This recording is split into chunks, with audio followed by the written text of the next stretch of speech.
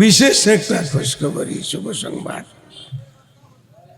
আগামী শনিবার মধুর মাদ্রাসায় মাগরিবের নামাজ পড়াবেন আল্লাহর ঘরের ইমাম। কিছু এলো না মুখের মধ্যে, বোমা বইরে শুনে বক্তায় করলে তো লাভটা উঠতে যায়। জিন্দিগিতে মক্কা মসজিদ দেখবে কিনা আল্লাহ পাক জানে। মক্কার ইমাম মধুপুর আসতেছে আগামী শনিবার মাগরিবের নামাজ পড়াবে। তার ছেলেও আসতেছে সাথে, ওয়াজ করবে। মিশরের কারি সাহেব আসতেছে, ইরানের কারি সাহেব আসতেছে, মালয়েশিয়ার কারি সাহেব আসতেছে। হঠাৎ করে শুক্রবার দিন বাইতুল মুকাররম উনি খতিব হরমের ইমাম মক্কা শরীফের, উনি শুক্রবার দিন আসবে, ঢাকায় নামবে, জুমা পড়াবে ফেনী,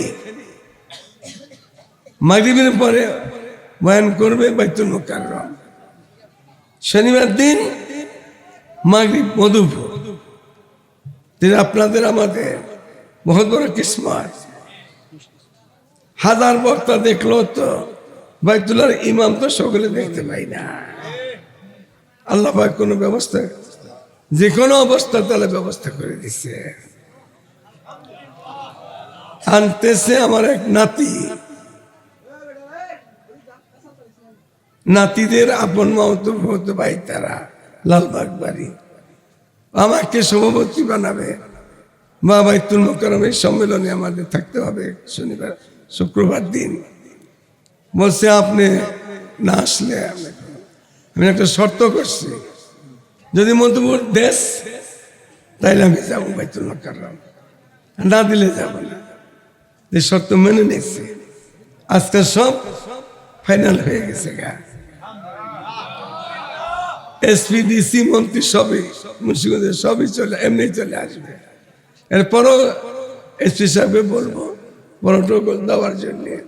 সৌদি সরকারের এমবেসি লোক আসবে, এরপরে বাংলাদেশ সরকার পক্ষ থেকে তার পাহারাদার হিসাবে বহু লোক থাকবে। লোকে আমরাও ইনশাআল্লাহ ওই টুলের থেকে 1-150 সাইকেল লাগবে, যাদের আছে ওই দিন সাইকেল মানে মোটর সাইকেল ওই টোলের থেকে যেন আমরা ইস্তেমাল করে আনতে পারি। এই রাস্তা দিয়ে নেব, যেহেতু 70 রাস্তা ভাঙ্গা কাজ চলতেছে, রাস্তা আনতে পারবো না। এই রাস্তাতে নিমতলি দিয়া এই রাস্তা দিয়ে আনবো ইনশাআল্লাহ।